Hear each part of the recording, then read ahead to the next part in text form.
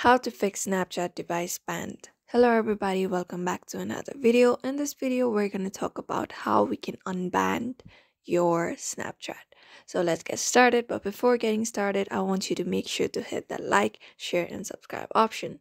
So first thing first, I want you to reinstall the app. You may just reinstall it, but before that, you need to uninstall the app. For that, you may just long press on it and tap on uninstall option and go to your Play Store and reinstall it. After that, I want you to go to the settings of your device. After going to your settings, you need to scroll down a bit until you find general management option. Just tap on it and you will be able to see date and time option. Just tap on date and time. After that, you see this automatic date and time option. I want you to turn it off. And I want you to turn off this automatic time zone option as well. Just turn it off and here select time zone. After that, tap on reason and select another country. Let's say I want to select Canada.